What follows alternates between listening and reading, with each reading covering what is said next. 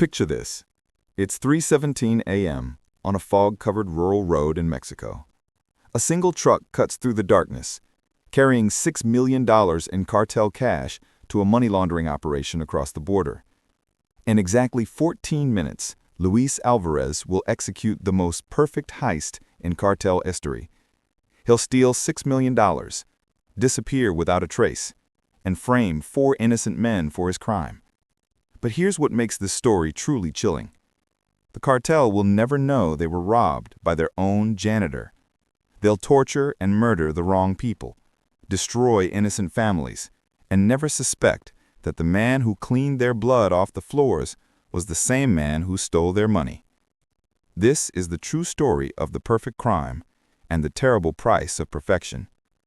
How far would you go to escape poverty? And what happens when the perfect plan has the most imperfect consequences? Let me take you back to where it all began.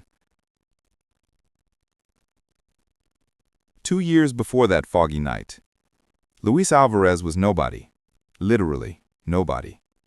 At 34 years old, he was the kind of person society had trained itself not to see. A janitor in a cartel-controlled territory, earning 200 pesos a day, roughly $11, to clean the offices where millions of dollars changed hands every week. Luis had worked for the Hermanos Negros cartel for 18 months, mopping floors, emptying trash, fixing broken equipment.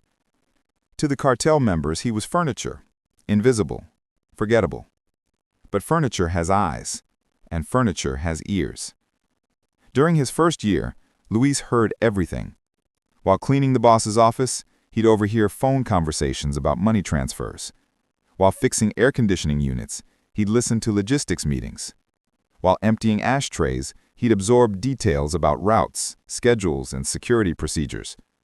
The conversation that changed his life happened on a Tuesday in October, while he was cleaning the windows in the main conference room. Luis heard the operations manager explaining a recurring problem. Their Tuesday night cash runs through Campo Nuevo were completely unguarded. Clean operations, minimal security, but with a deadly catch. Drivers kept disappearing. Some were killed by rivals, others by their own paranoia. A few simply vanished into the night with the money. The manager laughed as he explained their solution. Pay drivers $500 per run, but expect them to be dead within 3 trips. It was cheaper than hiring security. Luis continued cleaning, his expression never changing, but inside, his mind was calculating. $6 million every Tuesday, minimal security, dead drivers. What if the next driver simply disappeared differently? But Luis wasn't a criminal. He was a janitor with a 6th-grade education who'd never stolen anything larger than office supplies. How could someone like him rob a cartel?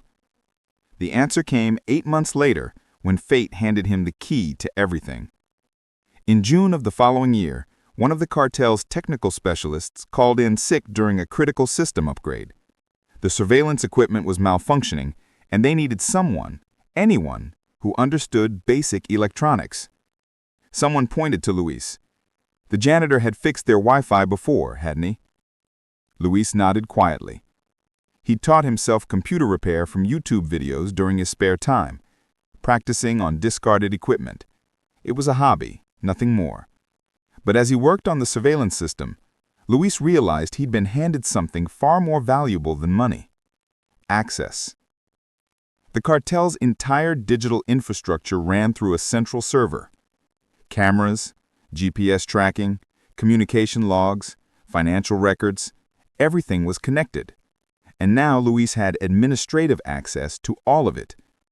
For the next 6 months, Luis became the cartel's unofficial IT support. Every technical problem, every camera malfunction, every network issue, they called the janitor. He was reliable, quiet, and completely invisible. What they didn't know was that Luis was documenting everything. Every password, every system vulnerability, every piece of digital evidence that flowed through their network. He learned about money pickup schedules 3 weeks in advance. He knew which routes had security and which didn't. He could access real-time GPS data from every vehicle in their fleet.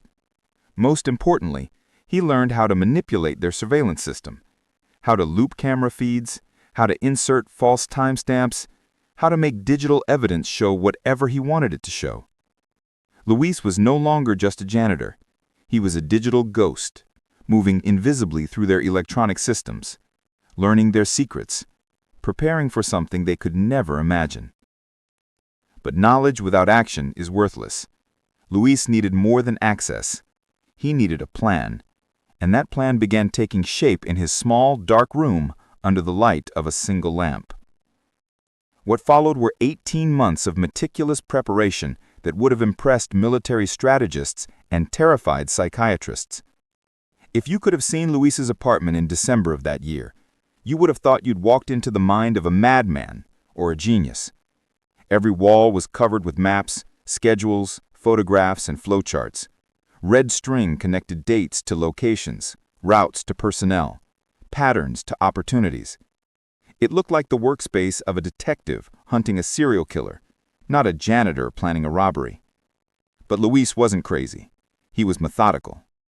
The turning point came when Luis was cleaning a loading bay late at night, when the bucket slipped from the ledge. 40 pounds of metal and water smashed down across his right hand. The pain was instant, sharp, numbing, hot. The next morning, the cartel sent him to a cheap private clinic on the edge of town. They didn't want him missing shifts, so he sat there in a plastic chair, cradling his hand, waiting for a doctor who was running 40 minutes behind. The television in the lobby was old, flickering, mounted high on the wall. It was showing a documentary rerun, one of those grainy true crime specials narrated in a low, serious voice. The 1978 Lufthansa heist, JFK Airport. Over $5 million in cash stolen, never recovered. Luis wasn't paying attention at first, but then came the line. And every great heist, the real genius isn't the one who steals the money. It's the one smart enough to make someone else take the fall. Luis looked up. The documentary explained how the real masterminds never got caught. They let the foot soldiers rot in prison or disappear. They didn't just steal, they erased themselves from the story. That night, Luis couldn't sleep. He replayed that phrase over and over in his mind. It wasn't about the money anymore. It was about after the money, about who would be blamed. By dawn, he had a new plan, one more dangerous, more brilliant than anything he'd imagined before. He opened a clean page in his notebook and wrote 2 words: scapegoat, redirection. The robbery would happen, but someone else would pay for it. The next few weeks were obsessive. He stole personnel files one by one and spread them out on his bed. He took notes in a stolen ledger, assigning threat scores, psychological traits, personal risks. He wasn't looking for flaws, he was looking for stories. Stories that would make someone look guilty. Carlos Vega showed up by accident. One night, while taking out the trash behind the building, Luis noticed a familiar car parked across the street. Inside, Carlos in the passenger seat. A woman, young, pretty. Definitely not his wife. They were kissing, fast, nervous. Luis lingered a second longer than he should have, not because he was shocked, but because something about it didn't add up. He didn't know who she was or why Carlos was with her, but he latched on to it. Sometimes all it takes to break a man is one crack. Luis had just found one. Now he just had to follow it. Next came Mario Guerrero. Luis had seen him a few times near the smoking area behind the warehouse, always pacing, always jittery, like a man trying to outrun his own thoughts. One night, while emptying the bins, Luis overheard Mario talking on the phone. He kept repeating the same line. "The money's coming, I swear, just a few more days." His voice cracked halfway through. Luis didn't know who was on the other end or what the debt was about, but he didn't need to. Fear like that had a shape, and once you saw it, you couldn't unsee it. Luis made a quiet mental note. Not a target yet, but worth watching. Then there was Fernando Silva. Luis kept running into him in the oddest places, hallways, loading zones, break rooms, and every time Fernando had questions. Too many questions. Why are we changing the shift schedule? Who signed off on the new route? Where exactly is this money going? He wasn't loud, just persistent. Luis once overheard him in the locker room grilling a supervisor for 10 straight minutes about a missing shipment report. That night, Luis wrote his name in a notebook and circled it twice in red. Next to it, he scribbled, "Too many questions." Then there was Ricardo Morales. Too perfect. Always early, always quiet, always followed the rules. Among a crew full of screw-ups, men who drank too much, gambled too often, skipped steps just to get home faster, Ricardo stood out. He didn't party, he didn't slack off, he did everything by the book. And that, in a place like this, was its own kind of suspicious. Luis noticed it, wrote his name down, underlined it. Sometimes the ones who don't fit in are the ones people start whispering about. But the final piece was different. Gustavo Herrera, the kind of man no one suspects. He brought lunch from home, prayed before meals, called his wife after every route. Too perfect. Luis had almost moved on until he saw the line in the medical report. Chronic anxiety. Prescription, Zolpidem. He exhaled slowly and leaned back in his chair. For a long moment, he just stared at the ceiling fan. Then he stood up, walked over to the wall where all the threads were pinned, drivers, routes, dates, habits, and stood silently in front of it, not moving, just thinking. Luis lit a cigarette, then another. By the time the sun rose, he hadn't moved, but in his mind, the story had already begun. And these men, Carlos, Mario, Fernando, even Gustavo, they were no longer co-workers. They were pieces, and he was ready to arrange them. Luis didn't own a laptop. He didn't carry a smartphone. He barely finished the 6th grade. But he had two things most men in that warehouse didn't: patience and invisibility. No one notices the janitor. That was his power. While they laughed, smoked, argued, bragged, Luis was sweeping in the background, listening, collecting. And once he had the name circled in red, he began the slow, silent work of turning suspicion into certainty. Carlos Vega. He started with Carlos. The kiss had been fast, but the woman's face stuck in Luis's mind. A week later, while waiting in line at a small pharmacy 2 blocks from the depot, he saw her again. Same lips, same sunglasses, same nervous energy. She stepped out of a house next door, digging in her purse, and something fell to the ground. Luis didn't move at first, but after she drove away in the same Nissan Carlos always drove, he walked over. It was her ID, a Mexican license. Her name? Jimena Rodriguez de Lara. Luis froze. That last name, Della, wasn't common. It belonged to Federico de Lara, an enforcer for the Valle del Cartel. He remembered the name from a whispered story 2 months ago in the break room. Someone had mentioned de Lara beat a man with a crowbar for texting his wife. Now Luis had just found the wife. He kept the name and the story. Mario Guerrero. With Mario, Luis barely had to dig. The man talked too much, questioned everything. But the key wasn't Fernando's mouth. It was how everyone else reacted to it. Luis started sweeping closer when Fernando spoke. He noticed how supervisors tensed, how drivers rolled their eyes, how security shifted in their seats. Then one afternoon in the loading bay, Luis heard 2 guards whispering near a stack of crates. If that Silva keeps pushing, he's going to disappear. Boss already flagged him, asking about routing protocols like he's DEA. Luis didn't even blink. He just kept sweeping, turned the corner, and wrote Fernando's name twice in his notebook. This time, no question marks. Ricardo Morales. Ricardo was the strange one. Too polite, too clean, never late, never loud, never careless. While others cursed or joked or got drunk after work, Ricardo walked straight to the bus stop and went home. That's what made him dangerous. Then one evening, while Luis was restocking soap in the men's bathroom, Ricardo walked in and started venting, not to Luis, but more to himself. "They think I'm trying too hard," he muttered. "Just because I don't screw around like the rest of them, I'm the only one doing things right, and all I get is silence. I'm invisible to them." Then he looked at Luis, suddenly realizing he wasn't alone, and said, "You get it. You're just a janitor. You do your job. No one sees it." He washed his hands, shook his head, and left.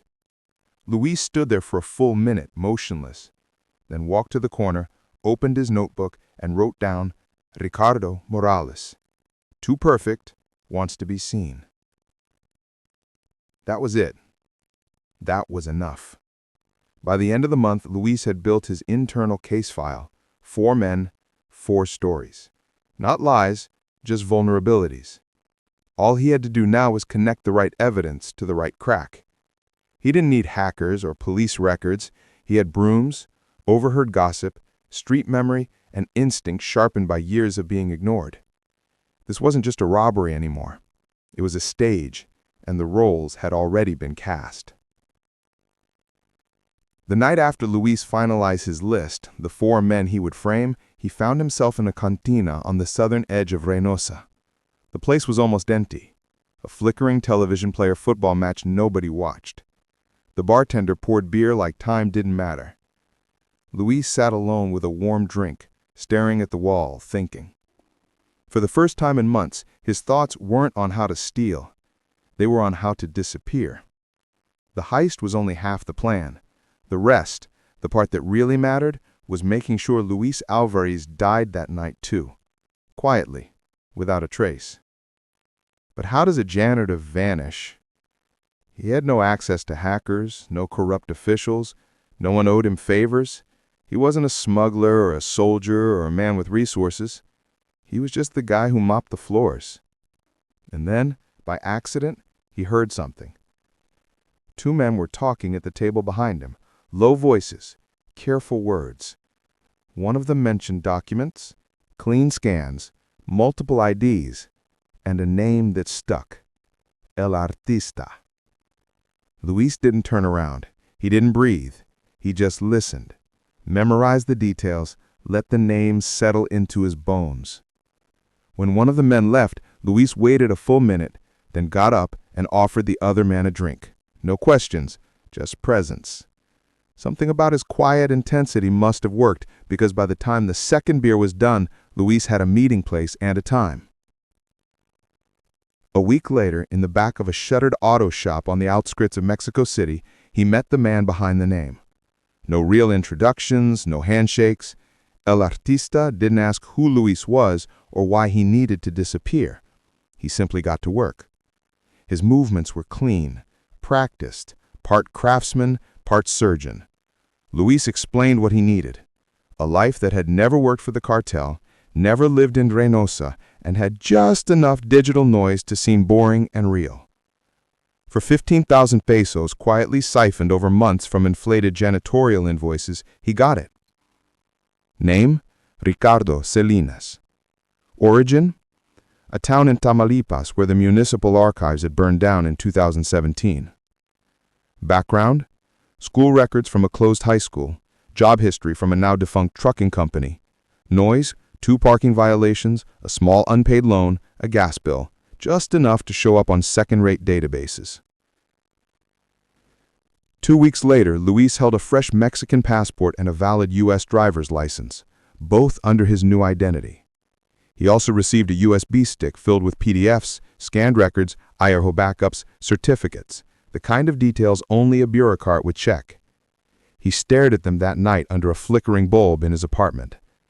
The heist hadn't happened yet, but the man who would pull it off, he already didn't exist. Let's go back to the day Luis read Gustavo's medical file. He wasn't looking for weakness. He was looking for a story he could weaponize. And there it was, a quiet sentence tucked away at the bottom. Medical leave, chronic anxiety, prescription, Zolpidem. Luis stopped reading, His thoughts froze, not from confusion, but from clarity. Sedatives. That changed everything. It meant Gustavo was already living under chemical control. He didn't need to be scared, threatened, or bribed. He just needed to be put to sleep. Luis stared at the file for over an hour that night, and as the idea settled into his mind, it no longer felt like a detail. It felt like the plan. But theory wasn't enough. Luis needed a way to do it, silently, quickly, without leaving a mark. He started digging.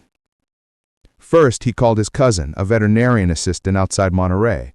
He pretended to be writing a screenplay, asking questions about animal surgeries. What kind of gas do you use to sedate dogs? Is it fast? Does it smell? Could a person even notice it? The cousin answered without hesitation. Isoflurane works every time. Luis wrote the word down and circled it 3 times. That night, he stayed up reading veterinary textbooks and biology PDFs. He didn't just want the name, he wanted control. He learned that isoflurane was a colorless, non-flammable gas used in surgeries. In low concentrations, it was nearly odorless. It worked fast, it wore off cleanly, but most importantly, it could be administered through a ventilation system. Perfect. But he still needed to test it. Luis started showing up to his cousin's clinic unannounced, offering to help clean cages or organize supplies. Each visit gave him another excuse to observe procedures, take notes, even sneak supplies. After 2 weeks, he had a full sketch of how the gas worked. But sketches weren't enough. He rented an abandoned warehouse outside town. No cameras, no neighbors. And there he began to test it. Not on people, not yet. On animals. At first it was rats. He'd put them in sealed containers, monitor how long they stayed awake. Then came cats, then dogs. It wasn't science. It was rehearsal. Each time an animal collapsed, Luis didn't flinch. He took notes, adjusted the concentration, watched, waited. And each test made the next easier. He wasn't just studying chemistry, he was studying himself. He learned that 3% isoflurane fed through a vehicle's AC system would knock out an adult male in about 90 seconds. He also built a small delivery device, no larger than a phone, matte black, controlled remotely. He tested it in trucks from a junkyard, tweaking airflow, timing, and remote range. By the end of the 3rd week, Luis had a working system, a gas that could sedate, a machine that could deliver, and a conscience that no longer objected. But the real discovery wasn't technical, it was internal. Luis realized he could cross moral lines as long as the story in his head justified it. He wasn't hurting people, he was perfecting the plan. He wasn't torturing animals, he was eliminating uncertainty. And when he looked at Gustavo's name again, he didn't see a man anymore. He saw a variable, a problem with a chemical solution. By the time Luis finished his last animal test, the blueprint was final. There was no more doubt, no more sketches, no more trial and error. Everything was ready. He knew exactly where he'd intercept Gustavo's truck, a blind curve near Campo Nuevo, where even cartel spotters went off duty for coffee. He knew when, 3:03 a.m. on the next scheduled Tuesday run, same route, same driver, no security escort, no questions asked. He knew how, 3% isoflurane through the AC vent, Gustavo would fall asleep before he even realized something was wrong. But taking out the driver was only half the job. Luis needed to move the money quietly, quickly, and without drawing attention. That meant no helicopters, no convoys, no drama, just extraction. In a rundown shed 20 minutes off route, he'd hidden the next phase. A 1994 Nissan Suru, sun-bleached and battered, the kind of car people look through, not at. Rear seats ripped out, suspension reinforced, license plates stolen from a matching junk model 2 states away. He had test-driven it twice, with full weight in the trunk. 12 waterproof duffel bags of cartel cash would fit, barely. From there, the road south would be clean. Luis had picked every turn, every gas station, every blind spot. No surveillance, no digital footprint. No one who would remember the face of a quiet man driving a forgettable car. And then, not a checkpoint, not a tunnel. Something smarter, quieter. Luis had considered the smuggling tunnel months ago and even reinforced its old exit near Riosa with scrap steel. But that plan had holes, heat signatures, cartel lookouts, collapsible ground. Too risky. Instead, he chose a different route, the one few dared, the smuggler's corridor near Camargo. 8 kilometers of thick brush, unprowled and fog-covered, leading straight to a forgotten ranch road in Texas. He'd mapped it 24 times on foot, buried markers, timed the walk, counted how long Border Patrol drones took to loop back. It was quiet. Too quiet. The plan was in motion. The tools were ready. The story was perfect. Now all he had to do was press start. Luis Alvarez stood alone on the edge of the highway, shrouded in fog and darkness, just beyond the bend near Campo Nuevo. His backpack was zipped, gloves on, a fake cartel uniform clung to his frame, stiff and fleshly pressed. 2 years of planning had led to this moment. In less than an hour, he would either be a ghost with $6.22 million or a corpse with a story no one would hear. But the setup had begun weeks earlier. 2 weeks before the heist, Luis started building what looked like an official cartel checkpoint. He bought 4 red traffic cones off a construction worker in the city, an old LED floodlight, a collapsible stop for inspection, sign painted crudely but convincingly in Spanish, a flashing strobe light meant to mimic cartel emergency beacons. All of it cheap, all of it believable, especially in the dark. He knew the exact spot where he'd stage it, a narrow gravel shoulder near a bend in the road just outside Campo Nuevo. It was a place where GPS signals often dropped, and cartel drivers were used to random inspections. Rumors floated around about occasional theft and smuggling from within, so these surprise checkpoints didn't raise suspicion anymore.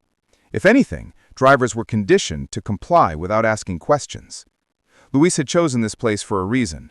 No cameras, no overhead lights, no witnesses, just fog, dirt, and routine fear. At 2:52 a.m., Luis arrived and began setting it all up. The cones went down first, forming a crooked lane across the road. The fake warning sign leaned against a metal post. He mounted the strobe light on the roof of a parked maintenance truck he'd borrowed and covered the license plates.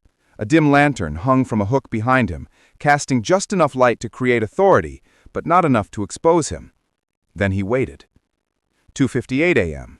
Luis reached into his coat and pulled out a small black remote, a repurposed diagnostic tool he'd quietly stolen months earlier. The day they let him into the server room to fix a network fault. No one noticed it was gone.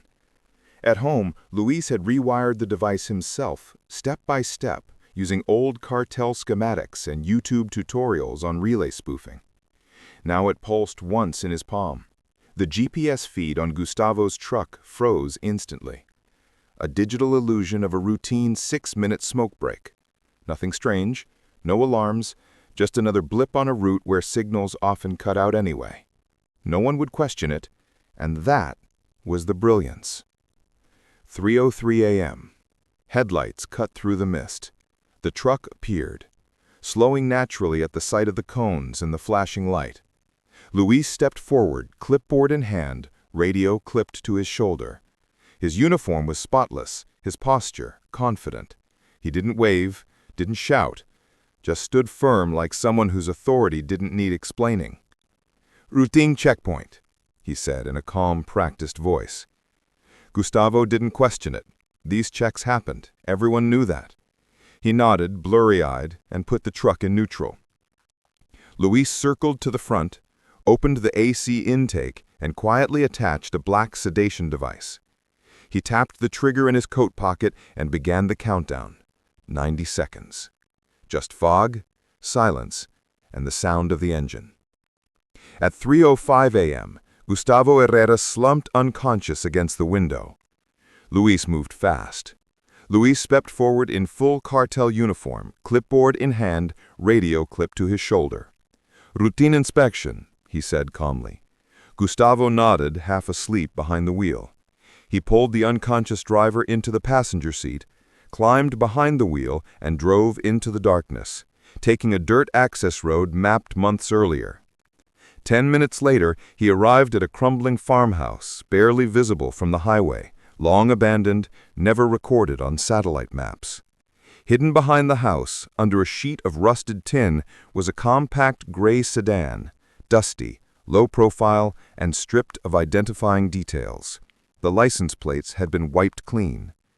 The trunk was already open. The money, 12 waterproof plastic containers filled with $6.2 million in cartel cash was stacked in the rear of the transport truck. Luis moved with mechanical precision, hauling them out one by one and loading them into the sedan's trunk and back seat. 8 minutes and 17 seconds. That's all it took. Luis returned to the truck and began planting evidence. A confession letter forged in Mario Guerrero's handwriting, creased and yellowed. Bank records linking Carlos Vega to suspicious offshore deposits. A burner phone containing dozens of fake text messages between co-conspirators. Business cards with Fernando Silva's fingerprints. And tucked inside the glove compartment, a maintenance checklist, initialed by Ricardo Morales, time-stamped just 1 day before the heist. It was nothing by itself, but in a cartel investigation, proximity was guilt. Then came the final touch. Luis leaned over Gustavo's unconscious body and delivered a sharp blow to his nose with the side of his fist. Cartilage cracked, blood poured. He smeared it deliberately across the steering wheel, a perfect trace of violence. The narrative was simple. This wasn't a lone thief. This was a multi-man inside job orchestrated by rival cartels and rogue drivers. And Gustavo, just a survivor in the middle of a bloody betrayal. At 3:16 a.m., Luis repositioned Gustavo in the driver's seat, reattached the GPS, removed the gas device, and disappeared into the night in his gray sedan, headlights off, sticking to back roads. At 3:18 a.m., Gustavo Herrera jolted awake. No memory, no money, no idea what had happened. The perfect crime was complete. By 6:30 a.m., the cartel's operations center was in chaos. Gustavo had arrived 2 hours late, dazed, with no memory and no money. The truck was empty, except for the story Luis had planted. Mario Guerrero's handwritten confession, a burner phone full of fabricated text messages, blood on the wheel, financial records, business cards, suspicious fingerprints. At first they thought Gustavo had double-crossed them, but the evidence told a different story, one the cartel found far more convincing. This wasn't a robbery. This was a conspiracy. Their internal task force got to work. Former military intelligence, ex-federal agents, interrogators trained to break men in hours, and Luis had given them everything they needed to believe the lie. The documents traced suspicious wire transfers to Carlos Vega. The phone showed encrypted chats between Fernando Silva and rival cartel numbers. The fingerprints on the business cards matched Ricardo Morales and the confession written in Mario Guerrero's hand. Within 48 hours, the cartel had issued death orders for all four. Carlos Vega, Fernando Silva, Ricardo Morales, Mario Guerrero, and somewhere in the background, the janitor who framed them all was already gone.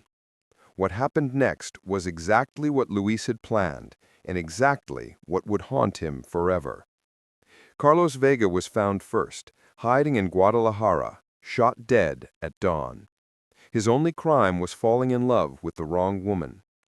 Fernando Silva fled with his wife and 2 children to Guatemala.